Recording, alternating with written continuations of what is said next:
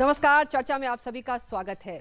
पिछले साल 2 अक्टूबर को प्रधानमंत्री नरेंद्र मोदी ने स्वच्छ भारत मिशन की शुरुआत की और पूरे देश में न सिर्फ शौचालयों की बात होने लगी, स्वच्छता की बात होने लगी, बल्कि इस पर अमल भी शुरू हुआ। हमने देखा कि ग्रामीण क्षेत्रों में ही 80 लाख से ज्यादा शौचालय बनवाए गए। शहरी क्षेत्रों में भी बड़ी संख्या में शौचालय बनाए गए। बड़ी बड़ी हस्तियां इस स्वास्थ्य के मिशन से जुड़ी और आम लोगों में भी कहीं ना कहीं एक जागरूकता का एहसास होने लगा। लोग स्वच्छता की बात करने लगे। ऐसे लगा कि स्वच्छता जो है कहीं सेंटर बिंदु बन गया है। आज स्वच्छता के इस 1 साल पूरा होने पर बात करेंगे। क्या कुछ चुनौतियां और अभी हमारे सामने हैं और इस 1 साल में हमने क्या कुछ किया है, इस पर भी रोशनी डालने की कोशिश करेंगे। और इस बातचीत में हमेशा की तरह हमारी जनता जनार्दन, जिसने बड़ी भूमिका निभाई है स्वच्छता अभियान से, जो कि जुड़ी हुई है, और हमारे विशिष्ट मेहमान यहाँ बैठे हुए हैं। आइए सबसे पहले उनका परिचय हम आपसे करा दें। हमारे साथ सुमन चहर जी बैठी हैं, जो कि सीनियर वाइस प्रेसिडेंट सुलभ एकेडमी से आती है। बहुत बहुत स्वागत है। सुलभ बहुत काम करता है स्वच्छता के बारे में, बहुत बहुत स्वागत है आपका। जगदीश प्रसाद जी हमारे साथ हैं, जो कि डीजी हेल्थ सर्विसेज हैं, स्वास्थ्य मंत्रालय से आते हैं। आपका स्वागत है। हमारे साथ भारती चतुर्वेदी हैं, जो कि डायरेक्टर हैं चिंतन environment research and action group. बहुत बहुत स्वागत है आपका भारती जी। हमारे साथ मणिमाला है, जो कि पूर्व डायरेक्टर रह चुकी हैं गांधी स्मृति और गांधी दर्शन से जुड़ी हुई। बहुत बहुत स्वागत। और हमारे साथ विजय क्रांति जी, जाने माने पत्रकार, वरिष्ठ पत्रकार, हमारे साथ बैठे। तमाम मेहमानों से हम बातचीत करेंगे, पर इससे पहले आइए ज़रा विगत 1 साल में हमने स्वच्छ भारत अभियान की जब शुरुआत की, उसके बाद क्या कुछ इस देश ने देखा, खासतौर से स्वच्छता को लेकर कितनी बड़ी अलख जगी, आइए ज़रा उसका जायजा ले लें। राष्ट्रपिता महात्मा गांधी ने स्वच्छता को स्वतंत्रता से ज्यादा तरजीह दी थी। उनका मानना था कि स्वच्छता ईश्वर के बराबर होती है। गांधी जी की यह अवधारणा आजादी के 67 वर्ष बाद तब एक मिशन के तौर पर देखने को मिली, जब गांधी जयंती के दिन प्रधानमंत्री नरेंद्र मोदी द्वारा पिछले साल पूरे देश में स्वच्छ भारत मिशन की शुरुआत हुई।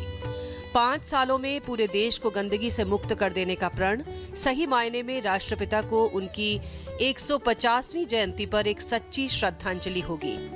काम बड़ा है, लेकिन संभव है। संभव इसलिए है कि भारत के आधुनिक इतिहास में महात्मा गांधी के बाद पहली बार इस काम को किसी राजनेता द्वारा एक मिशन के तौर पर लेने का बीड़ा उठाया गया है। बात मामूली जान पड़ती है, लेकिन है बेहद अहम। साफ सफाई महज हमारे वातावरण से, चरित्र से ही नहीं, हमारे स्वास्थ्य से भी जुड़ी हुई है। दरअसल इस अभियान से पहले स्वच्छता कभी भी हमारे मूल एजेंडे का हिस्सा नहीं रही। ये कभी हमारी प्राथमिकता नहीं बन पाई। कारण स्वाभाविक तौर से वैचारिक और सांस्कृतिक ही हैं। क्या कारण है कि स्वच्छता को हम अपने रोजमर्रा के आचार विचार से नहीं जोड़ पाए हैं? 1 वर्ष पहले साफ सफाई को लेकर हमारी स्थिति काफी दयनीय थी। लगभग 13 करोड़ आबादी शौचालय की सुविधा से महरूम थी। 40% स्कूलों में शौचालय नहीं थे। इसका सबसे बड़ा असर बालिकाओं की शिक्षा पर पड़ता था, जिन्हें इस अभाव के कारण बीच में स्कूल छोड़ने पर मजबूर होना पड़ता था। यही नहीं, ये विषय महिलाओं की सुरक्षा से भी सीधे तौर से जुड़ा था। कई ऐसी घटनाएं घटी जिसमें खुले में शौच जाने पर महिलाओं को बलात्कार और शारीरिक हमलों का शिकार होना पड़ा। स्वच्छता के अभाव में भारत में करीब 19 लाख लोग टीबी, 15 लाख मलेरिया और 30 करोड़ लोग एन्सेफेलाइटिस का शिकार हो जाते हैं। सफाई के अभाव में डायरिया से हर साल लाखों बच्चों की मौत हो जाती है। पिछले 1 वर्ष के दौरान मिशन की उपलब्धियों पर नजर डालें तो देखते हैं कि इस वर्ष अगस्त तक सरकार द्वारा 80 लाख शौचालयों का निर्माण किया जा चुका है, जो अपने आप में एक रिकॉर्ड है। लक्ष्य बड़ा है, क्योंकि 2019 तक संपूर्ण भारत में 1.96 लाख करोड़ की लागत से 12 करोड़ शौचालयों का निर्माण किया जाना है। पर एक बात तो साफ तौर पर देखने को मिलती है कि महज 1 वर्ष के भीतर आम लोगों में स्वच्छता के प्रति जागरूकता आई है, और स्वच्छता की सबसे बड़ी प्रेरणा बच्चों से मिल रही है, जो अपने माँ बाप और नाते रिश्तेदारों को साफ सफाई के प्रति आगाह कर रहे हैं। जाहिर है, सरकारी प्रयासों के अलावा स्वच्छ भारत का सपना जन भागीदारी से ही संभव होगा। दुनिया के कई देश ऐसे हैं जहाँ कूड़ा करकट फैलाने पर कड़े आर्थिक दंड का प्रावधान है। क्या भारत में ऐसे कड़े कानून लागू होने चाहिए? तो स्वच्छ भारत मिशन में हमारी और आपकी भागीदारी कितनी है, जिम्मेदारी कितनी है, आज इस पर हम बात कर रहे हैं। हमारे साथ यहाँ सुमन चहर जी बैठे हैं जो कि सीनियर वाइस प्रेसिडेंट सुलभ एकेडमी से आते हैं। सुमन जी, ये बताइए कि एक साल में जब से ये स्वच्छ भारत मिशन प्रधानमंत्री ने इसका श्री गणेश किया और पूरे भारत में हमने देखा कि स्वच्छता की एक लहर और यूँ कहना चाहिए कि उसकी जागरूकता को लेकर बहुत कुछ कहा, सुना गया, किया भी गया। आप किस तरह से देख रही हैं इस एक साल को और आपको क्या लगता है कि स्वच्छता को लेकर हमारी जो धारणा होनी चाहिए, जो बननी चाहिए, उसको बनने में कितनी मदद मिली इस एक साल में? जब हमारे प्रधानमंत्री जी ने लास्ट ईयर जब 15 अगस्त को लाल किले से कहा तो इस कार्यक्रम को बहुत बल मिला है कि सुलभ संस्था जो डॉक्टर बिंदेश्वर पाठक साहब तो संस्थापक है, 1968 से शौचालय के हर घर में हो, बच्चों के लिए शौचालय हो, पब्लिक प्लेसेस पे शौचालय हो, हर व्यक्ति को शौचालय मिलना चाहिए, ये तो मुहिम हमारी चली रही थी। लेकिन जब प्रधानमंत्री जी ने कह दिया तो ये बल, बहुत बड़ा बल मिला।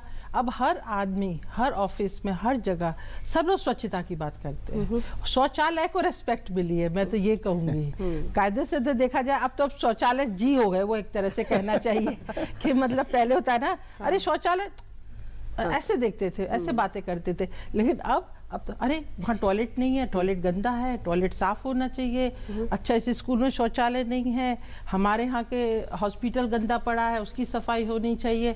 तो जो प्रधानमंत्री जी ने जब ये बात कही है और स्वच्छता की बात की है तो आम जनता, हमारे corporate houses, government of India, state government, सभी लोग अब इसके ऊपर विचार बहुत आगे बढ़ रहे हैं और सब लोग इसको कोशिश में है कि कैसे भी करके हम लोग 2019 तक जो है इस लक्ष्य को प्राप्त कर सके। जी, पर सुमन जी, आपको क्या लगता है कई बार बातें सिर्फ प्रतीकों में रह जाती हैं, सिंबल्स में रह जाती हैं, वो जमीन पर नहीं उतरती। आपको क्या लगता है कि शौचालय और सफाई जैसा जो काम है उसको जमीन पर उतारना कितना बड़ा काम है, कितना मुश्किल काम है, उसको आप किस तरह से देखते हैं? नहीं, मैं आपकी बात से सहमत हूँ, है तो मुश्किल, चैलेंजिंग है, लेकिन चैलेंज इतना बड़ा नहीं है, इसको पूरा किया जा सकता है। जैसे हमारे देश में 690 टाउन्स हैं, लगभग हमारी 2.5 लाख 2.5 लाख के करीब पंचायत है ना, और 6,40,000 गांव हैं। यदि हम इसको थोड़ा सा प्लान वे में करें तो जैसे हर गांव में जो है पंचायत में यूथ को ट्रेंड करें और एक यूथ जो है वो इसको मुहिम बनाए और वो मिस्त्री 4 लेबर को लेकर के ऐसे काम कराना शुरू करे तो उसको भी लगभग एक शौचालय पर जैसे 2,000 रुपए ले, लेकिन अच्छा शौचालय जब वो 25 से 30,000 के बीच में बनेगा। जैसे हमारे साथ में भारतीय फाउंडेशन सबसे पहले आए, जब प्रधानमंत्री जी ने घोषणा की थी उसके तुरंत, और उन्होंने कहा कि हम अपने लुधियाना डिस्ट्रिक्ट को जो है हर घर में शौचालय देना चाहते हैं। तो ये मुहिम चाहिए बेसिकली। हमारे यहाँ धनी लोगों की कमी नहीं है, धन की कमी नहीं है, थोड़ा सा हमें अपने व्यवहार में, अपनी मानसिकता में थोड़ा बदलाव लाना पड़ेगा और हम इसको जो है, जैसे एक गांव को यदि हम चाहें कि हम इसको ओपन डेफिकेशन फ्री बनाएं तो लगभग उसमें 60 लाख के करीब खर्चा आता है। तो इतना बड़ा अमाउंट नहीं है। यदि हर कोई कॉर्पोरेट हाउस कहे कि हाँ हम एक ब्लॉक लेंगे, हम एक पंचायत लेंगे, हम एक गांव लेंगे, जिससे जितना बन सके उतना यदि सहयोग करें तो ये लक्ष्य बिल्कुल। तो आपको लग रहा है कि इस एक साल में ये सारे लोग जिनकी बात आप कर रही हैं, धनियों की बात कर रही है, कॉर्पोरेट की बात कर रही हैं, वो आगे आए हैं? आप लोगों का क्या एक्सपीरियंस है? बिल्कुल आगे आए हैं और लोग आगे आकर के इसको बढ़ावा दे रहे हैं। हमारे कॉर्पोरेट सेक्टर्स भी आगे आए हैं और हमारे जो लोगों ने डोनेशंस भी दिए हैं कि स्कूल्स में टॉयलेट्स बनाने, प्राइवेट सेक्टर्स भी बहुत आगे आए, बहुत मतलब काफी बल मिला है, काफी बल मिला। और आपको लग रहा है कि एक बदलाव कहीं आप महसूस करें। हमारे साथ जगदीश प्रसाद जी हैं जो कि डीजी हैं हेल्थ सर्विसेज के। जगदीश जी, अगर हम सफाई और बीमारियों का देखें तो सीधा रिश्ता उनका है और बहुत सारी ऐसी बीमारियां जो सिर्फ गंदगी से फैल रही हैं। आपको क्या लग रहा है इस एक साल में सफाई के इस अभियान से बीमारियों को रोकथाम करने में हम कहाँ तक सफल रहे हैं? क्या आपका आकलन कहता है? अभी तक उतनी सफाई नहीं हो पाई जिससे हम आकलन बता सकें आपको किसकी रोकथाम हो पाई है। क्योंकि आप दूसरा सवाल हमसे करेंगे कि दिल्ली में डेंगू कैसे हो गया, बिल्कुल समझे कि नहीं। तो मैं पहले ही आपको बता दूं कि जिस तरह का सफाई अभियान होना चाहिए था, टॉयलेट जरूर बने हैं 80 लाख, लेकिन टॉयलेट इज नॉट द सफाई सॉल्यूशन। अगर आपका घर गंदा है, आपके आस पड़ोस गंदे हैं तो आपके आस पड़ोस के लोग की सफाई भी आपको अफेक्ट कर रहा है। बिल्कुल। क्योंकि जो डेंगू की बीमारियां हो रही है, हो सकता है कि आप अपने घर की सफाई रख रही हो, लेकिन अगर बगल में पानी बाहर जमा हो, गंदे पानी जमा हो जिसमें ब्लीडिंग हो रहा है, तो आपको भी डेंगू होने की जरूरत है। तो इसमें लोगों में अवेयरनेस तो एक आया है स्वास्थ्य को लेकर के, लेकिन कितना इम्पैक्ट अभी हुआ है स्वास्थ्य पर ये कहना मुश्किल है। लेकिन एक बात हम लोगों ने पाया कि हॉस्पिटलों में जो हम लोग एक सिस्टम चलाए हैं काया क्लब, उस काया क्लब का काफ़ी असर हुआ है। अभी बहुत लोगों में ये बात नहीं फैल पाई है, जबकि हम लोगों ने हर स्टेट को लिखा है और हर स्टेट को कहा है कि किसी भी तरह का आपको सुविधा चाहिए अस्पतालों में क्लीननेस करने के लिए, काया क्लब करने के लिए। क्योंकि आज मैं आपको एक बात बता दूं कि पूरी दुनिया में एंटीबायोटिक्स रेजिस्टेंस को लेकर के पूरी दुनिया में होल्ड लगी हुई है, और एंटीबायोटिक्स के रेजिस्टेंस को अगर कम करना है तो हमें ये जो स्वच्छ अभियान जो है उसको तेज़ी से अस्पतालों में लाना पड़ेगा, ताकि इन्फेक्शन ना हो तो हम उसको बैक्टीरिया एंटीबायोटिक्स दें। तो इसका बहुत बड़ा रोग है। मैं बताता हूँ कि अगर लोग खाली खाने के पहले ही साबुन से हाथ धोकर खाना खाएंगे तो 25% बीमारियां उनकी अपने आप ठीक हो जाएगी। मतलब स्वच्छता की इतनी बड़ी देन है। उस तरह से जितने भी आप ले लीजिए कम्युनिकेबल डिजीज, चाहे डेंगू हो, चाहे वो मलेरिया हो या फलेरिया हो या डायरिया, बच्चे जिससे डायरिया से डेथ होते हैं आपको, और ख़ास करके छोटे बच्चों को, अगर माँ अपने बच्चों को दूध पिलाने के पहले अच्छे से साफ़ कर लें और तब दूध पिलाएं तो उनको डायरिया, लूज मोशन नहीं होगा। मतलब बहुत बड़ा बचाव हो सकता है। तो इसकी एक चर्चा और एक मैं बात कहूँगा कि जिस तरह से हम लोग स्वतंत्र भारत के लिए लड़ाई किए थे, आज हमारे प्रधानमंत्री जी ने इस बात को कि स्वच्छ भारत स्वस्थ भारत का जो इन्होंने चलाया है, ये अभी तो नहीं लेकिन एक समय में इस नाम से वो जाने के मामले जैसे कि उनसे उम्मीद की जाती थी। तो आपको क्या लगता है ये जो स्टेक होल्डर्स हैं ये भी तो बहुत इंपॉर्टेंट है, अगर हमने वाकई स्वच्छता को एक मिशन बनाकर इस देश को बिल्कुल स्वच्छ बनाना है? मुझे ये लगता है कि चिंतन का जो एक्सपीरियंस है, ज़्यादा कॉर्पोरेट्स ने कुछ ज़्यादा नहीं किया, लेकिन जो किया वो एक बड़े सुपरफिशियल लेवल पे कईयों ने किया। यानी कि सफाई अभियान करो, हमारे एम्प्लॉयज़ से सफाई लगवाओ एक दिन, ये सब किसी के लिए कोई फ़ायदेमंद नहीं है। मुझे क्या लगता है कि सिर्फ कॉर्पोरेट्स के बारे में नहीं सोचना चाहिए। मुझे एक चीज़ जो बहुत अच्छी लगी है कि कई रेजिडेंट वेलफेयर एसोसिएशंस ने ये देख लिया है कि हमारी म्यूनिसिपैलिटीज़, सब म्यूनिसिपैलिटीज़ नहीं, कई बहुत बढ़िया म्यूनिसिपैलिटीज़ हैं इंडिया में। आप देखिए LP, Goa, Srinagar, Varanasi, new Delhi municipal corporation council, ये लोग बहुत अच्छा काम कर रहे हैं। सवाई माधोपुर देखिए, लेकिन कई बहुत बेकार भी काम कर रही हैं। तो वहाँ के लोगों ने ये मैंने देखा है कि वो अपने आप से सॉल्यूशंस ढूंढ रहे हैं। अच्छा। जैसे हमारी जैसी संस्थाओं के पास आ रहे हैं और हम उनको हेल्प कर रहे हैं कि चलिए आपका कलेक्शन कैसे करें, कंपोस्टिंग करें। हर एक जगह की प्रॉब्लम अलग होती है। तो मुझे लगता है कि एक तरीके से हम एक अलग टाइप का प्राइवेटाइजेशन कर रहे हैं इस आजकल शहरों में, कि प्राइवेटाइजेशन यानी प्राइवेट सिटीजन्स मिलके हाथ जोड़ के ये बोल रहे हैं कि हमको सिखाओ, हमारे साथ काम करो, हम करते हैं। क्योंकि एक साल में बहुत कम म्यूनिसिपैलिटीज़ ने कुछ किया है। आप देखिए ईस्ट दिल्ली का क्या बुरा हाल है, एक साल पहले था और अब भी है। जी, तो मतलब आपको लग रहा है कि लोग कहीं ज्यादा जागरूक हो रहे हैं, हाँ, और संस्थाओं के मुकाबले, और अपने इनिशिएटिव लेना चाहते हैं। ये एक बहुत बड़ी एक चीज मुझे बहुत बात है। दुख लगता है इस बात का कि कबाड़ी जो सबसे ज्यादा रिसाइकलिंग करता है, 20 से भी ज्यादा % हमारा कूड़ा कबाड़ी रिसाइकिल करता है, वो वहीं का वहीं रह गया है। उसको सब लोग भूल गए हैं बेचारे को। तो चिंतन में हम लोग कबाड़ियों के साथ बहुत काम करते हैं। तो हमको लगता है कि सिटीजन्स और कबाड़ी, जो भी सिटीजन्स भी होते हैं वो और कबाड़ी का काम भी करते हैं, मिलके हम लोग अपने शहर को साफ कर सकते हैं। म्यूनिसिपैलिटियों से शायद हमको कम अपेक्षा रखनी चाहिए। कमिश्नर आते हैं, कमिश्नर जाते हैं, हाई फाई लोग होते हैं। लेकिन अगर हम अपने कबाड़ी को सुरक्षित रखें तो ज्यादा कबाड़ी हमको हमें सुरक्षित रखेगा। बिल्कुल सही बात है। हमारे साथ मणिमाला जी बैठी हैं जो कि पूर्व डायरेक्टर गांधी दर्शन समिति से। मणि जी, जब भी स्वच्छता की बात आती है तो हम सबसे पहले गांधी जी को याद करते हैं, उनके दिखाए रास्तों को याद करते हैं और सफाई को लेकर उन्होंने जो कहा उसको भी याद करते हैं और उससे प्रेरणा लेते हैं। मैं बिल्कुल आपसे असहमत। नाम लेना हमारी मजबूरी बन गई है। बाकी जो स्वच्छता के बारे में हम जब कभी भी चर्चा करते हैं, सिर्फ आज के दौर में नहीं, तो गांधी जी को तो एक बाजू में रख देते हैं, क्योंकि गांधी जी के लिए स्वच्छता सिर्फ झाड़ू लगाना नहीं था, सिर्फ शौचालय बनाना नहीं था। गांधी जी का एक स्वच्छता एक पूरा जीवन शैली थी, और एक जीवन जीने की एक सामाजिक शैली थी। वो सबसे ज़्यादा 12 साल की उम्र में तब परेशान हुए थे जब उनके घर में सफाई करने वाला ऊका जो टॉयलेट साफ करने आता था, उसके साथ उनकी माँ खेलने नहीं देती थी। तो ये इससे परेशान होते थे कि अछूत क्यों है वो जो हमें साफ रखता है। और जो इतने आज्ञाकारी पुत्र थे कि माँ का कहा टाल नहीं सकते थे, माँ से कभी बहस करते नहीं थे, वो माँ का कहा उन्होंने जिंदगी में एक जगह नहीं मानी, वो यही नहीं मानी कि नहीं मैं तो खेलूंगा उसके साथ, वो इंसान ही खेलूंगा। और उन्होंने जो तुलना की वो रामायण भगवान तो कहती हो, तुम ही कहती हो भगवान एक है, भगवान ने सबने बनाया है, फिर हम अलग अलग कैसे हो गए।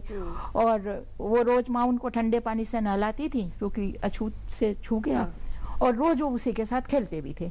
आखिरकार उनकी माँ एक दिन पूछा और झुकी। तो ये उनकी एक अंतर जो स्वच्छता के जो एक आध्यात्मिक पक्ष है, सामाजिक पक्ष है, मानवीय पक्ष है कि एक व्यक्ति साफ करता रहे और एक गंदा करता रहे, ऐसे समाज नहीं चलेगा। और उसी समय से लेकर के जब जब उन्होंने भारतीय राष्ट्रीय कांग्रेस की अधिवेशनों में वो झाड़ू लेके तैयार की सफाई करेंगे, शुरू में जब वो सफाई करते थे तो उनके साथ कोई नहीं आता था, वो अकेले लगे रहते थे। फिर बाद में समझाते समझाते जब दूसरी बार वो अधिवेशन में आए, फाइनली जब साउथ अफ्रीका से लौट के कलकत्ता में, तो 2000 छात्रों शिक्षकों की का एक संगठित जिनको ट्रेन किया गया था कि सब साफ सफाई कैसे रखते हैं, वो तैयार थी कन्वेंशन के वक्त। उन्होंने आते ही सबसे पहले पूछा कि इसमें जाति से पूछा, नाम लेके पूछा कि इसमें ब्राह्मण है कि नहीं, क्योंकि ये इतनी जाति के आधार पर हमारी पूरी स्वच्छता की सिस्टम टिकी हुई है। आज भी जरा सा भी फर्क नहीं है, जरा सा भी तिल भर फर्क जिसको कहते हैं उतना भी नहीं आया है। लेकिन उनको बताया गया कि नहीं सब तरह के लोग हैं, तो उनको वो आश्वस्त हुए और फिर अधिवेशन शुरू हुआ। इसी तरह से जब वो एक उनके लिए कहने का मतलब था कि वो ये चाहते ही नहीं थे कि सफाई करने वाला एक अलग से समाज में एक वर्ग हो, एक समुदाय हो, सभी सफाई करें, सभी सफाई को समझे और उसका जितना भी पक्ष है, सामाजिक पक्ष, आर्थिक पक्ष, व्यवस्था का पूरा कैसी व्यवस्था बने, भ्रष्टाचार मुक्त, हमारी आदतें, पानी की व्यवस्था, और गांव और शहर के लिए किस तरह की, वो शहरों के लिए पाश्चात्य देशों से बड़ी प्रभावित थे स्वच्छता के मामले में, कहते थे हमें उनसे सीखना चाहिए।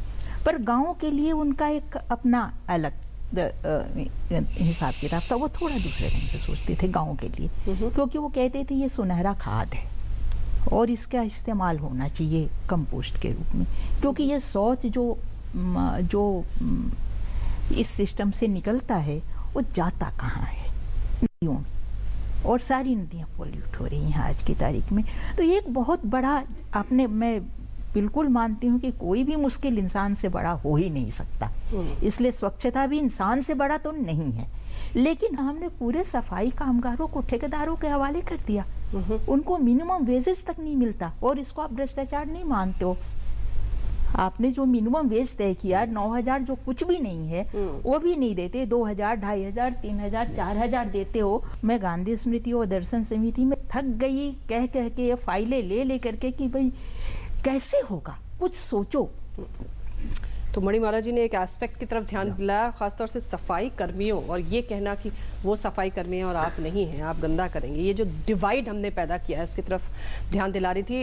विजय क्रांति जी, जब हम अपनी संस्कृति की बात करते हैं जी, तो हम तो बहुत मानते हैं कि सब झूठा और सच्चा, हम चप्पल लेकर घर में नहीं जाएंगे, जूता, मतलब ये हमारे सफाई के कॉन्सेप्ट्स रहे हैं और आज भी फॉलो होते हैं। लेकिन उसके बाद जब हम बाहर जाते हैं, हमारी गलियां, हमारी सड़कें, हमारे दुकान, हमारे दफ्तर, हमारे घर, जो भी है वो सब कूड़ा कबाड़, ये जो विडंबना नजर आता, विरोधाभास नजर आता है हमारी अपनी सोच में, ये इसको आप, और ये बढ़ता ही चला जा रहा है। जी जी, देखिए यहाँ एक बात माननी होगी, गांधी जी ने जब दक्षिण भारत में, थोड़ा सा उस संदर्भ को ले रहा हूँ, दक्षिण एशिया, दक्षिण अफ्रीका में जब उन्होंने काम शुरू किया, सबसे पहले सफाई से किया। उन्होंने जो सबसे पहले पॉइंट आउट किया कि जो भारतीय है वहाँ रहने वाला, वहाँ का सबसे गंदा समाज है। मैं अभी हाल ही में सिंगापुर गया, दुनिया सिंगापुर को उदाहरण मानती है, सबसे साफ जगह है। उसमें जो इंडिया टाउन है जी, आप वहाँ चले जाइए, वहाँ का सबसे गंदा कोना है। वहाँ का जो बाजार है उसमें आपको, मेरे पास फोटो हैं उसके, जो तमाम तरह की गंदगी वहाँ खुले में पड़ी हुई है। ये जो एक समस्या है, आपने संस्कृति की बात कही, गंदा, मतलब जिसको एक तो वो जो धार्मिक नज़र से या व्यवहार की नज़र से हम अपने घर को बहुत साफ रखते हैं, समाज का सदस्य होते ही हम सब भूल जाते हैं।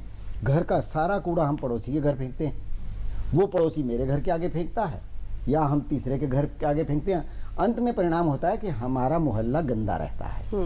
ये जो हमारे डीएनए में गंदा रहना, उसको बर्दाश्त करना और उसमें भागीदार होना, ये हमारे डीएनए में आ चुका है। मैं यहाँ प्रधानमंत्री मोदी ने जो ये अभियान चलाया, उसको इस बात की बधाई देता हूँ कि कहीं उन्होंने उस पर अंगूठा रखा है कि ये सोच बदलो, गंदे में रहने से बाज आओ, इससे बाहर निकलो।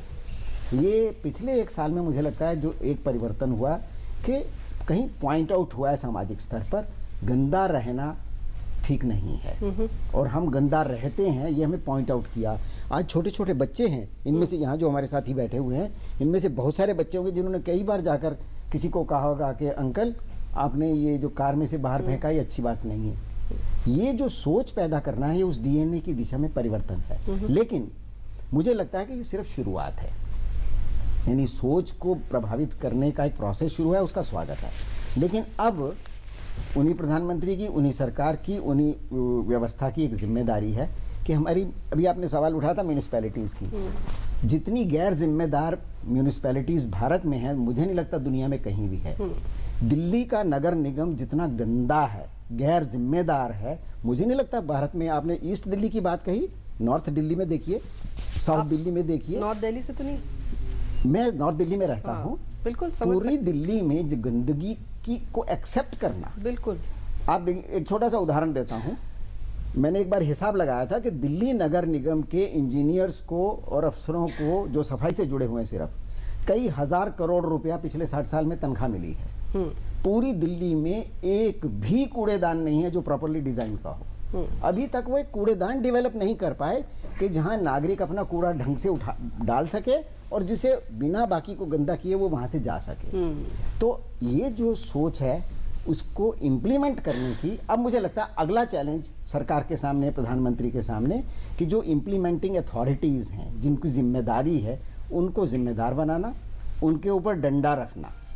साफ सफाई की अब बात कर रहे हैं, अच्छी बात है, लेकिन जो हमारी अथॉरिटीज़ हैं वो उसको कैसे इम्प्लीमेंट कर रही हैं, जैसे कि विजय जी कह रहे हैं, वो उसमें कितनी कामयाब हो रही हैं और हम उसे कितना कामयाब बना रहे हैं। हमारा वाला जो एलिमेंट है वो भी उतना ही इंपॉर्टेंट। एक छोटा सा ब्रेक लेंगे और हमारा एलिमेंट क्या है, जनता जनार्दन की क्या राय है, उस पर भी बात करेंगे। छोटे से ब्रेक के बाद आप देखते रहिए चर्चा में। ए भाई जरा देखो तो, टंकी ही नहीं कूलर भी, ड्रम ही नहीं गमले भी, घर में ही नहीं बाहर भी। ए भाई इधर देखो हर तरफ एडीज मच्छर, घड़े में, टायर में, डिब्बे में, प्याले में, हर जगह पनपता है। डेंगू और चिकुनगुनिया का मच्छर साफ पानी में ही पनपता है। ड्रम, कूलर आदि को हर सप्ताह साफ करें। कोई भी चीज जिसमें पानी जमा हो सके इधर उधर न फेंकें। प्यारे और इस हालत में बचाव ही एक रास्ता है। ये भाई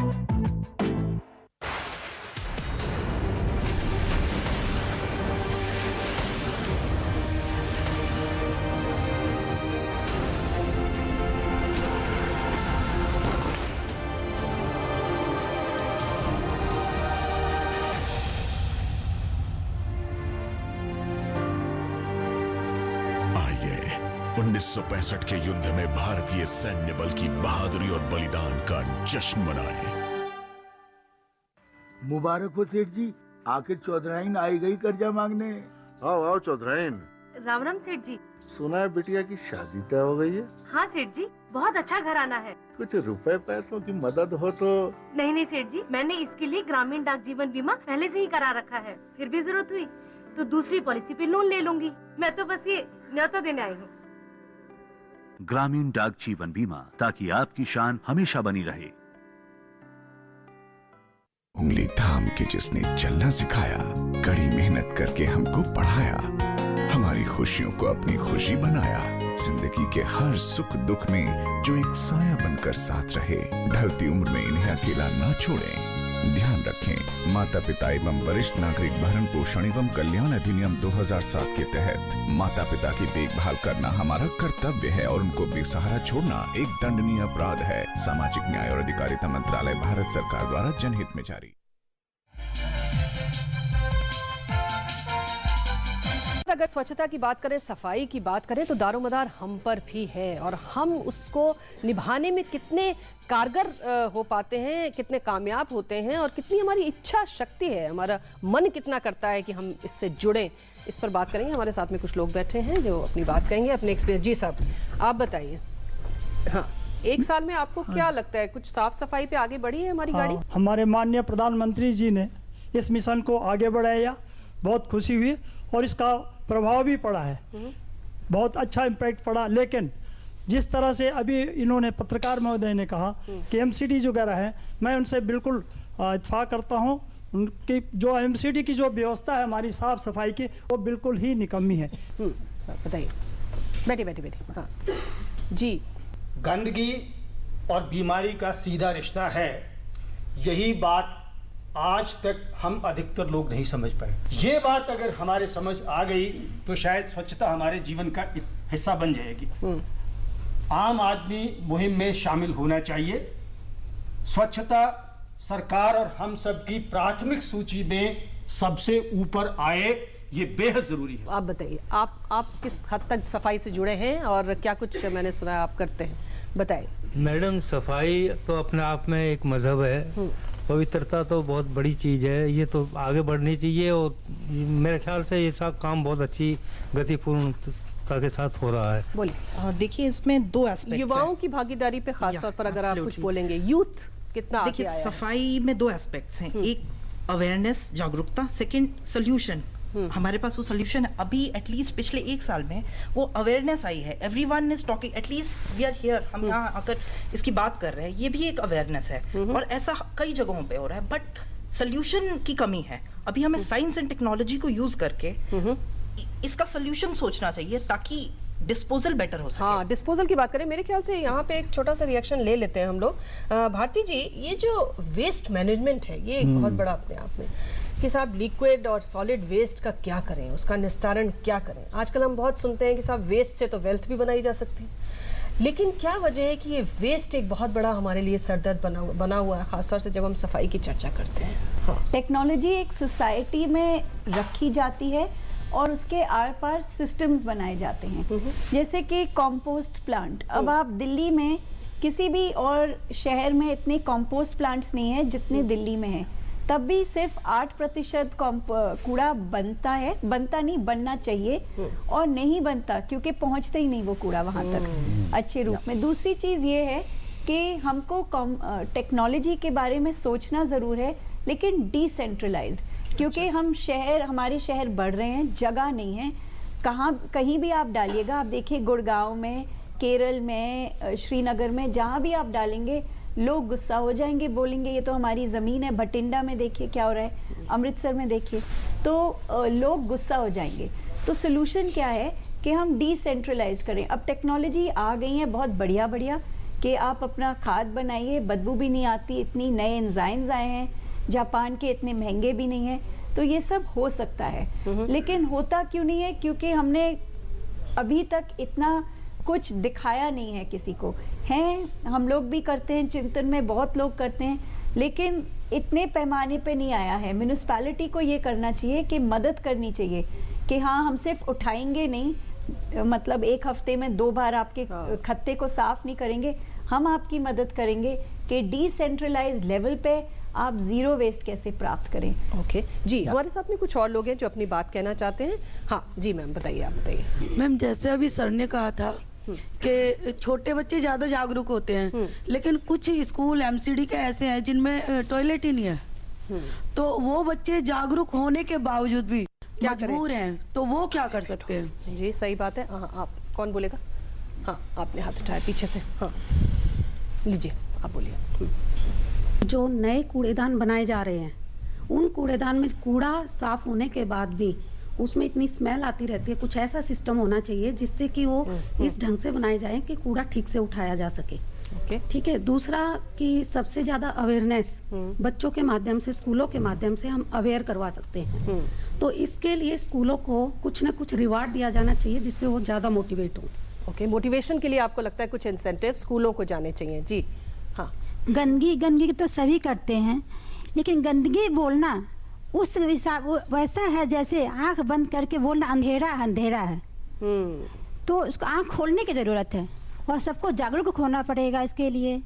और इसके लिए सरकार तो कर रही है, आंशिक रूप से हुआ है अभी, और करने की जरूरत है और लोगों को जगाने की जरूरत है। जी इधर आप दीजिए। ये जो बात कहते हैं कि सब लोगों को जगाने की जरूरत है, मतलब साफ सफाई जैसी चीज में ये हमारे जीवन शैली का हिस्सा क्यों नहीं बनती?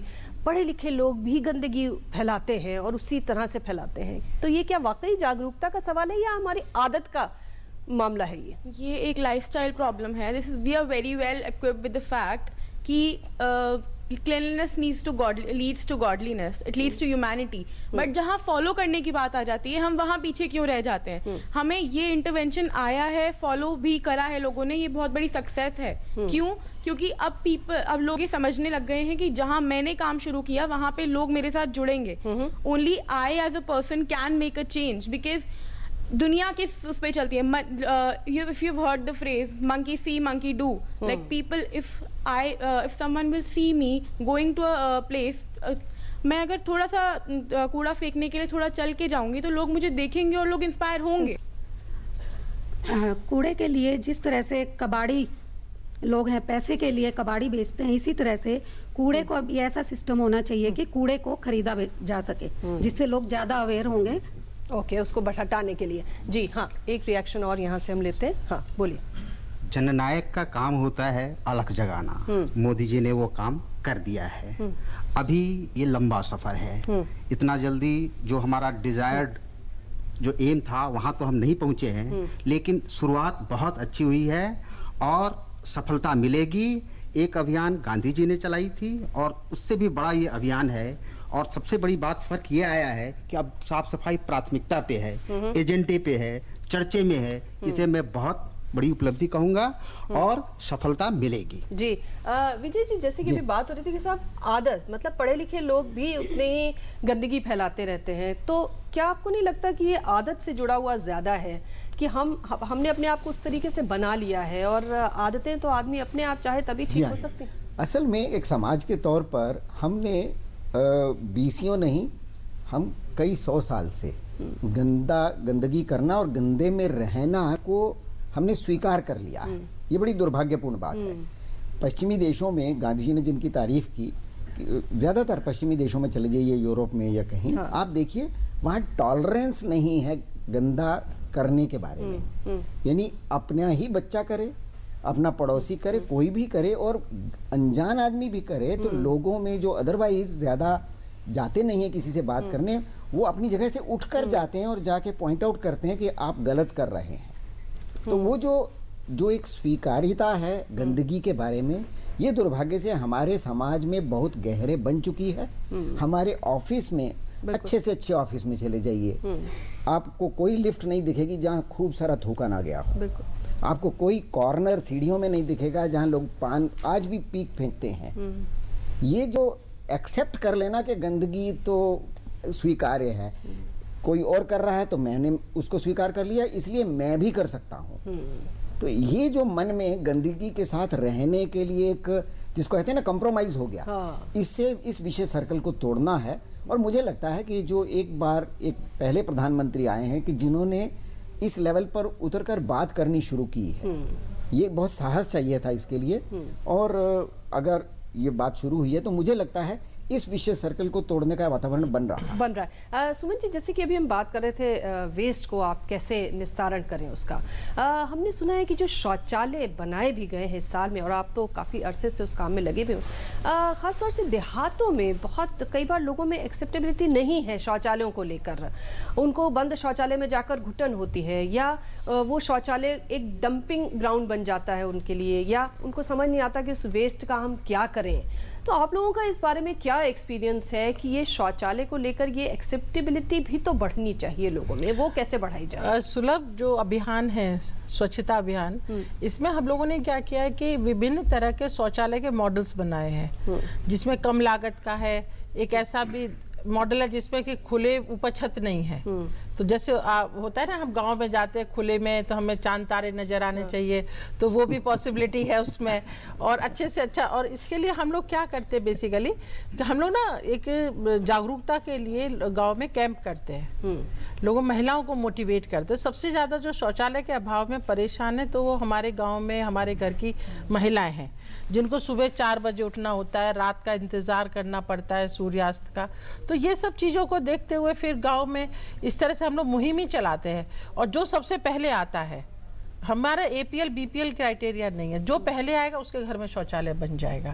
तो इसमें क्या होता है कि मैंने इस्तेमाल करना यदि शौचालय शुरू किया है तो उसमें मुझे जो है मेरे जो अड़ोस पड़ोस देख रहे थे, वाह क्या इनको अब आराम हो गया है। तो इस तरह से वो गांव में मुहिम चलने लगती है।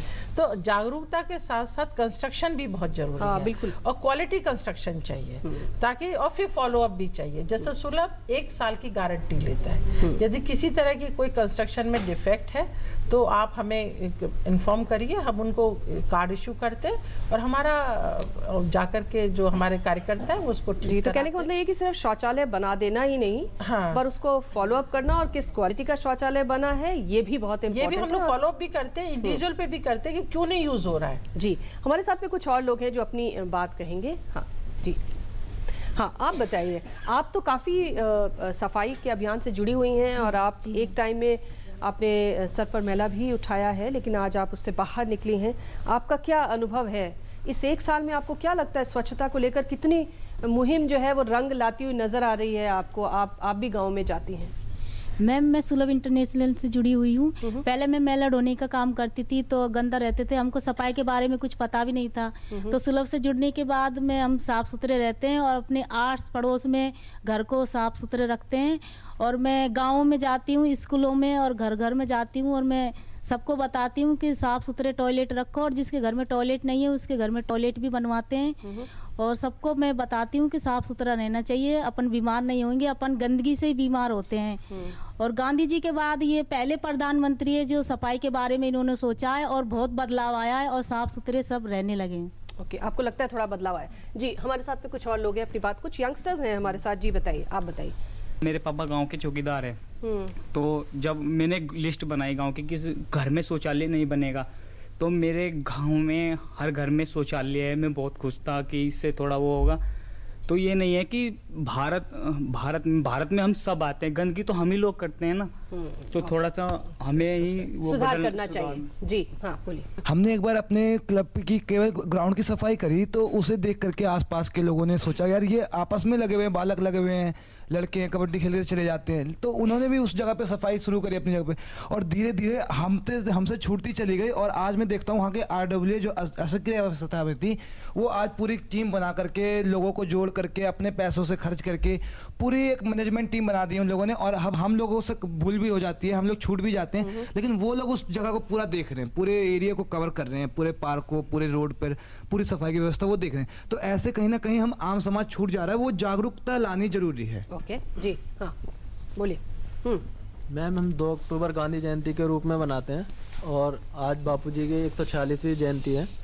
इसी से प्रेरित होकर पिछले साल नरेंद्र मोदी जी ने स्वच्छ भारत अभियान का शुरुआत की थी, और इसी के लिए मैं 2 लाइन कहना चाहता हूँ कि हम आज भी बहुत शर्मिंदा हैं, क्योंकि बापू तेरा देश गंदा है।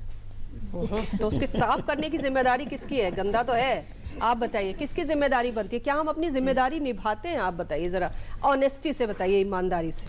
मैडम, हम अपनी जिम्मेदारी निभाते हैं, लेकिन कहीं ना कहीं हमें जिम्मेदारी का वो एहसास ख़त्म हो जाता है। कहीं ना कहीं कुछ स्टेज ऐसी आती है जहाँ पे हमको लगता है कि हम अगर कूड़ा उठाएंगे या ये काम करेंगे तो हम छोटे हो जाएंगे, हमारा लाइफ स्टाइल एकदम नीचे आ जाएगा।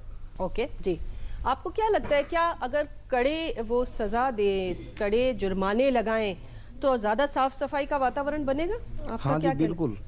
अगर सरकार इस मुद्दे पर नए कानून बनाए और प्रशासनिक अधिकारियों को ये ऑर्डर दे कि अगर आपके क्षेत्र में, उनको मतलब एक क्षेत्र दे दिया जाए कि अगर आपके क्षेत्र में साफ सफाई नहीं मिली तो एक कानून के तहत उन पर कार्रवाई हो, और शायद मैं समझता हूँ ज़्यादा इफेक्टिव होगा। जी आप बताइए, आपको क्या लगता है, साफ सफाई मतलब लोग गंदगी न फैलाएं, इसके लिए क्या कड़े जुर्माने की जैसी चीज़ों को लाना चाहिए? मैडम मैं कहना चाहूँगा कि समस्या मानसिकता से है। वो हम ही लोग हैं जो रेलवे स्टेशन पे गंदगी करते हैं, रास्तों में गंदगी करते हैं, लेकिन जैसे ही हम मेट्रो में सफ़र करते हैं हम वो गंदगी नहीं करते। यानी कि कहीं ना कहीं कानून का भी एक डर तो हमें होता है कि मेट्रो के स्टेशन के अंदर ना हम थूक सकते हैं क्योंकि हमें डर है जुर्माने का। तो वो भी एक जरूरत है समाज को एक सही रास्ता दिखाने के लिए कि वही हम लोग हैं जो रास्ते में गंदगी करते हैं लेकिन मेट्रो स्टेशन पर जाके बिल्कुल सही हो जाते हैं। एक बात प्रसाद जी आपसे, जिस तरह से जुर्माने की बात कर रहे हैं कि साहब अगर थोड़े कड़े जुर्माने लगाएं, थोड़ी ऐसी सजा हो तो लोग मानते हैं, आपको क्या लगता है डेंगू वगैरह को लेके भी बहुत सारे कई बार कड़ी वो आती हैं कि साहब आप ऐसे करेंगे तो जुर्माना हो सकता है, ये हो सकता है, आपको लगता है लोग फॉलो करते हैं इन चीज़ों को या उनका कड़ाई से पालन करवा पाते हैं अथॉरिटीज? करा पाते हैं। बेंगलोर में लिखिए, बेंगलोर में जिस भी कंस्ट्रक्शन साइट पर हाँ जी ब्रीडिंग पाया गया उनको 5 लाख रुपीस फाइन किया गया। तो इसका काफ़ी इम्पैक्ट पड़ा। तो उस तरह से अभी इन लोगों ने जो कहा कि कुछ इस पर कंट्रोल किया जाए, अगर कानून कुछ लाया जाए या अधिकारियों को दे दिया जाए कि इस क्षेत्र में अगर ब्रीडिंग पाया गया तो तुम रिस्पॉन्सिबल होगे। अच्छा, तुम्हारा काम है देखना, कोई हर एरिया को इंस्पेक्टरों में बांट दे तो इसके फर्क पड़ेगा। भारती जी शायद एक रिएक्शन छोटा सा देना चाह रहे हैं। मैं ये ज़रूर बोलना चाहूँगी कि यहाँ हम लोग कूड़े से कुछ करने का मतलब हम लोग बात कर रहे हैं, लेकिन सबसे इम्पोर्टेंट दुनिया भर में है वेस्ट रिडक्शन। और क्योंकि हम लोग वेस्ट रिडक्शन के बारे में हमको सोचना चाहिए और हम लोग इस देश में रहते हैं। आप देखिए हमारी जो मोची हैं वो हमारे जूता ठीक करते हैं ताकि वो जूता चले। जैसे हमारा वो ठीक प्रेशर कुकर ठीक करने वाला आता है, जैसे चाकू वो करने वाला आता है, ये सारे लोग वही हैं जो वेस्ट रिडक्शन करा रहे हैं ताकि हमारी चीज़ें ज़्यादा टाइम तक चलें। तो हमको इन लोगों को भूलना नहीं चाहिए बल्कि हमारी सोसाइटी को रिवाइव करना चाहिए इन चीजों हाँ को। और उनको बोलना चाहिए प्लीज आइए, क्योंकि ये भी स्वच्छ भारत के बहुत अमूल्य मतलब भागीदारी। बिल्कुल, हम लोगों को सबको याद है, स्पेस ही नहीं छोड़ा है। हाँ, इन समुदायों के लिए तो हमने कोई स्पेस ही नहीं छोड़ा है, कहीं उनके लिए बैठने की जगह नहीं छोड़ी है। और यूज एंड थ्रो वाले कल्चर में हम हर अगले मोमेंट हम यूज एंड थ्रो के कल्चर में चले जा रहे हैं। बिल्कुल, हम लोगों को याद है कि जब हम छोटे थे तो दालों के जो डिब्बे होते थे वो घी के डब्बे ही में ही दालें डलती थी और वो डब्बे सालों साल यूज किए जाते थे। लेकिन आजकल तो ऐसा दिखता नहीं, आज हर डब्बा अपने साथ सामान लाता है और उसके बाद फेंक जाता है। बल्कि लेकिन अवेयरनेस तो आ ही गया ना, इन बातों को लेकर के अवेयरनेस ही बहुत बड़ी चीज है। नहीं, ये अवेयरनेस पहले ज्यादा थी सर। मुझे याद है कि कपड़ा एक फटा, उसका कुछ और बना, उसका कुछ और बना, उसका कुछ और बना और अंत में वो डस्टिंग के काम आता, पाँव पोंछने के काम आया और तब जाके वो फेंका गया था। पहले लोग ज्यादा अवेयर थे और ज्यादा मेहनत करते। जी, ये जो बात है ना कि हमारा व्यवहार, हमारी सोच वो बदलनी बहुत जरूरी है अगर हमें अपने भारत को स्वच्छ बनाना है। जी मैम एक बात आई थी कानून की। कानून से हम एक भय का वातावरण पैदा कर सकते हैं, दंड का वातावरण पैदा कर सकते हैं, लेकिन वो एक दीर्घकालिक समाधान नहीं है। यदि हमें दीर्घकालिक समाधान चाहिए तो मानसिक क्रांति की आवश्यकता है। जन क्रांति से बड़ा एक कदम आके मानसिक क्रांति की आवश्यकता है, क्योंकि स्वच्छता जो है वो सरकार से या व्यक्ति से ज्यादा उसकी मानसिक सोच से जुड़ा हुआ है। हम लोग साफ सफाई घर में तो करते हैं लेकिन बाहर नहीं करते, और हम लोग एक नकल करने की प्रवृत्ति होती है। कहीं एक जगह स्वच्छ जहाँ सफाई है वहाँ कचरा नहीं करते, लेकिन एक केले का छिलका पड़ा हुआ है वहाँ पे सब लोग डालेंगे, मुझे क्या। और मैम दूसरी बात क्या, सरकार के स्तर पे ये होना चाहिए कि हम बड़े लेवल पे तो कर रहे हैं, छोटे छोटे स्तर पे काम किया जाना चाहिए। जैसे कि कई बार क्या होता है, कचरा हमारे हाथ में रखा, फेंकने की इच्छा, कहाँ डालें, कूड़ेदान ढूंढते मिलते नहीं। बिजली के एक एक खंबे पे एक एक डस्टबिन रख दिया जाए ना तो समस्या कई स्तर तक कम हो सकती। सही कह रहे हैं जी। जैसा कि मैं ये प्रॉब्लम फेस करता हूँ कि जो क्राउडेड और मार्केट प्लेसेस होते हैं वहाँ पर डस्टबिन प्रॉपरली मिलते नहीं हैं। हम लोग कचरा फेंकने के लिए जाते हैं तो वहाँ पर हम लोग डस्टबिन प्रॉपर जगह पर होते नहीं है। तो मैं ये गवर्नमेंट ऑफ इंडिया से एक सजेशन मतलब देना चाहता हूँ कि 100 मीटर या 200 मीटर ऐसा कोई पैमाना बनाएं जिससे जगह जगह आप डस्टबिन रखें, जिससे लोगों के प्रति अवेयरनेस बढ़े। और जहाँ तक फाइन की बात है, जैसा हमारे मित्र ने बताया कि फाइन इम्पोज करेंगे तो लोगों में डर रहेगा। और इंडियन साइकोलॉजी है कि जब तक डर पैदा नहीं होता तब तक काम नहीं करते नहीं। अच्छा हाँ दीजिए। हाँ हाँ हाँ बोलिए। अब सब गंदगी कर रहे हैं, मगर हम इतनी बड़ी गंदगी से बाहर निकले हैं, बहुत बड़ी गंदगी से। जो सर पे मेला ढोना जाते थे ना, उस मेला ढोने से हमें इतना बड़ा वो मिला है हमारे सर से, को बहुत बड़ा उपकार हमारे सर का, जो हमें मेला ढोने से बाहर निकाला। इतनी बड़ी गंदगी से कोई भी ऐसा नहीं कर सकता था, मगर हमारे सर ने ये कर दिखाया। चलिए अच्छी बात है। मैम मेरा मानना ये है कि सबसे पहले इनिशिएटिव हमें लेना चाहिए अपने घर में। हमें 2 टाइप के डस्टबिन रखने चाहिए, एक बायोडिग्रेडेबल सामान के लिए और एक नॉन बायोडिग्रेडेबल के लिए। और ये भी होना चाहिए कि RWA के लिए, जैसे सर ने बताया था, तो RWA में जो सबसे ज़्यादा क्लीन एरिया है उन्हें एक तरह का अवार्ड मिलना चाहिए कि RWA को, जिससे उसे बढ़ावा मिले कि वो और सफाई रखें अपने एरिया में। जी, तो ये बहुत सारे इनिशिएटिव हैं। और एक फाइनल रिएक्शन और छोटा सा यहाँ से ऑडियंस से, और उसके बाद हम ब्रेक लेंगे। जैसा कि सर ने कहा कि पाश्चात्य देशों में क्या होता है कि लोगों में टॉलरेंस नहीं है सफाई को लेके। अगर कोई गंदा करता है तो लोग टोकते हैं। तो ये मानसिकता हमें बनानी पड़ेगी कि हमें अपने लेवल से शुरुआत करनी होगी कि हम अपने आसपास कतई भी गंदगी बर्दाश्त नहीं करेंगे, और जो गंदगी करता है हम उसको टोकेंगे और बोलेंगे। और जैसा कि सर ने कहा, पाश्चात्य देशों में ये भी कानून भी है कि अगर आप सड़क पे थूकते हैं या कूड़ा फेंकते हैं तो आपको उसके लिए फाइन पे करना पड़ता है। तो अगर कुछ ऐसा भी सिस्टम शुरू किया जाए तो शायद उससे भी बहुत हेल्प मिल सके। जी, पर दोस्त हम ये भी करते हैं कि हम नजर बचा के भी कूड़ा डालते हैं, नजर बचा लेते हैं हम। हाँ जी, बस एक और फाइनल, बैठ के बोलिए। हाँ। मेरा मानना है कि यातनाओं के बल पर भावनाएं नहीं बदली जाती हैं।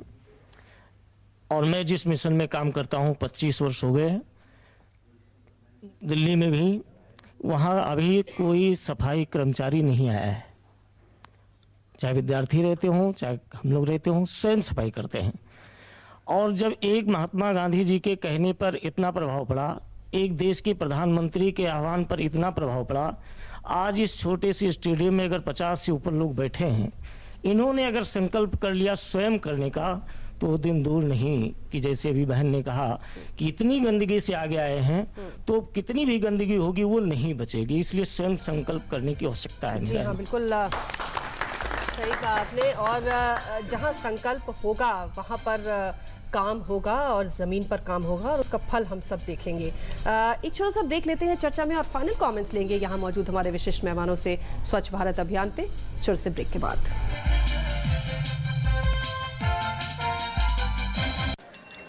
अस्पताल में गंदगी हो सकती है, कुछ छूना मत और बीमार पड़ जाओगी। अरे दीदी, अब सब बदल रहा है।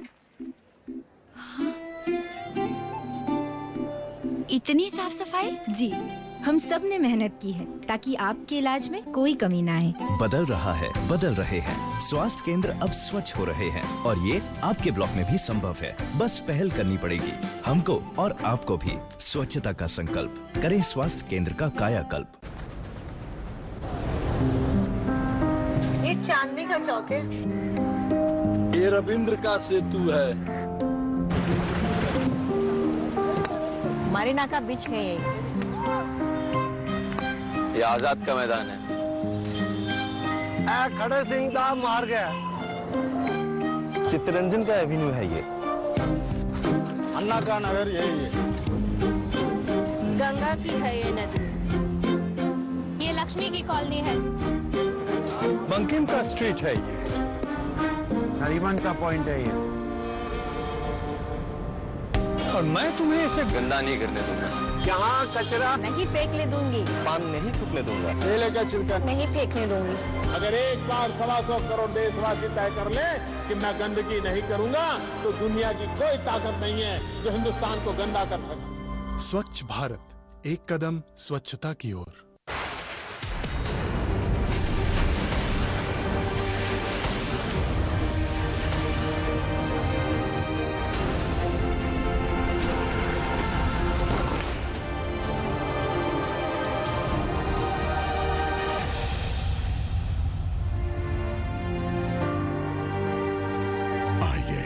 1965 के युद्ध में भारतीय सैन्य बल की बहादुरी और बलिदान का जश्न मनाएं। खाना रखा है अब्बू, खा लो। ठीक है फरदीन, अब जाओ बेटा स्कूल, वरना लेट हो जाओगे। फरदीन, 11वीं क्लास में एडमिशन मिल गया? हाँ जी शुक्रिया। मेरे अब्बू मुझे पढ़ा लिखा कर बड़ा आदमी बनाना चाहते हैं और मैं अपनी पढ़ाई पूरी करके उनके इस काम को बड़ा करना चाहता हूँ। शुक्र है हमारे इस सपने को पूरा करने के लिए हमें मिल रही है अल्पसंख्यक कार्य मंत्रालय की तरफ से पोस्ट मैट्रिक स्कॉलरशिप। भाई गरीबी के चलते हम तो नहीं पढ़ पाए, ये पुश्तैनी काम सीखा और अब तक यही कर रहे हैं। लेकिन सरकार के इस वजीफे के मिलते ही मैंने तो सोच लिया है कि लोहार का बेटा अब अपनी पढ़ाई पूरी करेगा। पोस्ट मैट्रिक स्कॉलरशिप अल्पसंख्यक समुदाय के उन स्टूडेंट्स के लिए है जिनकी सालाना पारिवारिक आय 2 लाख रुपए से कम है और जिन्होंने मैट्रिक में 50% अंक प्राप्त किए हैं, और लड़कियों के लिए 30% स्कॉलरशिप निर्धारित है। अधिक जानकारी के लिए कॉल करें टोल फ्री नंबर 1800112001 पर। सबका साथ, सबका विकास। एक साल पहले स्वच्छ भारत अभियान की शुरुआत हुई और वाकई 1 साल का समय कम समय होता है, बहुत कम समय होता है, लेकिन फिर भी लोगों में अब स्वच्छता को लेकर बात होने लगी है, वो इस बारे में सोचने लगे और हमें उम्मीद है कि आने वाले समय में वाकई हम अपने देश को निर्मल और स्वच्छ बना पाएंगे। क्या कुछ चुनौतियां हैं हमारे सामने जिनके बारे में हमें ज़रूर बात करनी चाहिए ताकि हम अपना अगला स्टेप उन चुनौतियों के हिसाब से लें। विजय जी, क्या कहते हैं आप, क्या कुछ चुनौतियाँ हैं और क्या कुछ ऐसे कहते हैं ना पॉइंटर्स हैं जिन पर अब सबसे पहले हमें ध्यान देना चाहिए? एक बात तो हमने एक जो मील का पत्थर पार किया है वो ये कि जागरूकता की बात शुरू हो गई है। आम आदमी को समझ आने लगा कि स्वच्छता बहुत ज़रूरी है। अब अगला जो मुझे लगता है, एक तो सोशल ऑडिट, जिसको हम कहेंगे कि हमारी जो जितनी भी अथॉरिटीज़ हैं, वो भले पीडब्ल्यूडी है सड़क बनाने या मेंटेनेंस करने की, या म्यूनिसिपल कॉरपोरेशंस हैं कूड़े को की सफाई या सफाई रखने की, उनका सोशल ऑडिट बहुत ज़रूरी है। जो भले ही रेजिडेंट वेलफेयर एसोसिएशंस हों, मार्केट एसोसिएशंस हों, उनके पास कहीं पर कुछ इस तरह का एक अधिकार होना चाहिए कि वो जो भी संबंधित अधिकारी हैं, जो जिम्मेदार है मशीनरी सफाई रखने की, उन पर उनके बारे में टिप्पणी अगर उन इधर से आती है तो उसको कहीं वजन अच्छा मिलना चाहिए। दूसरा मेरा ये सोचना है कि जितनी भी इम्प्लीमेंटिंग मशीनरी है, मैं एक उदाहरण देता हूँ कि दिल्ली में मैं जब अपनी कार में चलता हूँ, ऐसे 20 बार मौके आए हैं कि मेरे सामने म्यूनिसिपल कमेटी का ट्रक जा रहा है कूड़ा लेकर और उसमें से कूड़ा गिर रहा है। वो यकीन मानिए इतने बड़े बड़े ढेर गिरते हैं कि जिस पर मैंने खुद मोटरसाइकिल वालों को, स्कूटर वालों को फिसल कर गिरते हुए बड़े गंभीर एक्सीडेंट होते देखे हैं। लेकिन जो उसका ड्राइवर है उसे कोई चिंता नहीं है। मैं अगर उसको रोक कर पूछता हूँ तो वो कहता है साहब कोई इसको ठीक ही नहीं कराता है। तो ये जो सोशल ऑडिट का जो कॉन्सेप्ट है, मुझे लगता है कि ये एक बहुत अच्छा इंस्ट्रूमेंट हो सकता है कि जो जिम्मेदार हैं सफाई रखने के, उनको वाकई जिम्मेदार बनाया, उन्हें अपनी जिम्मेदारी निभाने का मौका भी मिले और उन पर वो नियंत्रण भी बने। जी मणि जी, खासतौर से जागरूकता के संदर्भ में आप क्या कहना चाहेंगे? मुझे लगता है कि समाज वैसे जागरूक तो हमेशा ही रहा है। जैसा अभी हम बात कर रहे थे, तो हमें लगता है जब हम अपनी माँ की ओर देखते हैं, जब हम अपने दादी नानी की ओर देखते हैं, तो हमें लगता है कि उनमें हमारे मुकाबले ज़्यादा जागरूकता थी और वो काम कर्तव्य में भी वो दिखता था। तो मुझे वैसा कुछ नहीं लगता कि जागरूकता, हम दूसरों के बारे में नहीं सोचते। हमारी कमी ये है, जब हम थूकते हैं, अभी भी पता नहीं लोगों को कह रहे हैं कि बहुत बदलाव आया है। मैं तो 10 मिनट 15-20 मिनट पैदल चलने की कोशिश करती हूँ, तो आती हूँ तो मुझे नहाना पड़ता है क्योंकि किसी न किसी का थूका हुआ पड़ता ही है शरीर पे। तो मुझे तो दिख नहीं रहा है। हाँ, थोड़ा बहुत बड़े शहरों में, लेकिन आप भूल जाते हैं कि दिल्ली हो, बॉम्बे हो, बेंगलोर हो, कलकत्ता हो या कोई भी शहर हो, देश की 1/4 से भी ज़्यादा आबादी कचरों के ही, कूड़े के ही ढेर पे रहती। और जब तक हम समाज को के समग्रता में नहीं सोचेंगे, जैसा आपने कहा भारती जी ने कि वो जूता बनाने वाला, वो छतरी टूट जाती है उसे बनाने वाला, ये रिपेयर करने वाला, पूरा कूड़े को, चीज़ों को ज़्यादा दिन की ज़िंदगी देने वाला ताकि कूड़ा कम निकले, और कूड़ा का निपटान करने वाले, इन सबों को मिला करके जब तक आप नहीं सोचेंगे तब तक नहीं बदलेगा। ओके जी, भारती जी फाइनल कमेंट्स में क्या कहेंगे आप? मैं 2 चीज़ें कहना चाहूँगी। सबसे पहले हम सबको आई थिंक सोचना चाहिए अभी तक जो जो जगहें गंदी है सफाई कौन रखता है। कुछ हद तक हम, लेकिन बहुत हद तक कबाड़ी। तो बोलना चाहिए सबको सलाम कबाड़ी। दूसरी चीज़ मैं कॉर्पोरेट से ये बोलना चाहूँगी कि आप इतनी सारी पैकेजिंग बनाते हैं जो ना रिसाइकल हो सकती है ना कुछ हो सकता है। आप मुनाफा उस पर प्राप्ति करते हैं, हम लोग तो खरीदते हैं क्योंकि अब कई चीज़ें पैकेजिंग में आ रही हैं। कॉर्पोरेट्स का ये मतलब धर्म मैं मानूंगी ये है कि अपनी पैकेजिंग बदलिए ताकि हमको इतना सारा प्लास्टिक ना मिले। और नहीं बदल पा रहे हैं तो जो भारत का कानून है म्युनिसिपल प्लास्टिक वेस्ट रूल्स, उसमें लिखा है कि कॉर्पोरेट्स और ब्रांड ओनर्स वापस लें और रिसाइकिल करें। तो कृपया कूड़ा का पालन करें और हमारे देश को कूड़े का ढेर ना बनाएं कॉर्पोरेट्स। जगदीश जी, शॉर्ट में क्या कहेंगे आप फाइनल कमेंट्स में, खासतौर से स्वच्छ और स्वस्थ भारत को लेकर? मानसिकता अपने को बदलना पड़ेगा। कानून तो लाना ही पड़ेगा इस देश में कहीं कहीं, लेकिन कानून लाने के पहले जैसे कुछ लोगों ने कहा कि कूड़ेदानी रखना पड़ेगा हर 100 मीटर पर, वो बहुत ज़रूरी है। शौचालय बनाने पड़ेंगे बस स्टैंड पर। आप बस स्टैंड पर जाए, शौचालय नहीं है या एवं टॉयलेट का रूम नहीं है, कहाँ लोग जाएंगे? तो ये हमारे अधिकारियों को भी है कि सुविधाएं प्रदान करें, और साथ साथ जनता का भी काम बनता है कि हम गंदगी को नहीं फैलाएं। ये मानसिकता लानी पड़ेगी, तभी हम इस स्वच्छ अभियान में अपने प्रधानमंत्री का साथ दे पाएंगे। सुमन जी, फाइन। मैं तो यही कहूँगी कि हमें अपनी सोच में बदलाव लाना पड़ेगा और हर नागरिक को ये सोचना पड़ेगा, तभी हम दूसरों की बात कर सकते हैं। शौचालय और स्वच्छता के प्रति हमें सम्मान रखना होगा कि शौचालय है तो उसका रखरखाव हो, और हम यदि इस्तेमाल करें तो हम उसको साफ करके छोड़ें ताकि अगला जो भी उसको यूज़ करे वो उसको साफ सुथरा शौचालय मिले। तभी हम 12 करोड़ जो रूरल में शौचालय बच गए हैं उसको भी हम जो है कवर कर सकते हैं, यदि हम हर स्टेज पर गवर्नमेंट, मतलब गवर्नमेंट भी, कॉरपोरेट्स भी, सब लोग अपनी सोच में यदि बदलाव लाएंगे शौचालय के लिए, तभी हम उसको अपने लक्ष्य को प्राप्त कर सकते हैं और इतना मुश्किल नहीं है। मैं तो लास्ट में ये कहूँगी, शौचालय को शौचालय जी कह के कहिए ताकि जो है हमेशा शौचालय के लिए आप सफाई कर पाएंगे। जी बिल्कुल, साफ सफाई को यस, शौचालय को जी कहकर संबोधन दें और सम्मान दें साफ और सफाई को। खुद भी उसका ख्याल रखें और दूसरों से भी ख्याल रखवाने की कोशिश करें। आज के लिए इतना ही, अगले हफ्ते एक नए विषय के साथ आपसे मुलाकात करेंगे, तब तक के लिए इजाज़त, नमस्कार।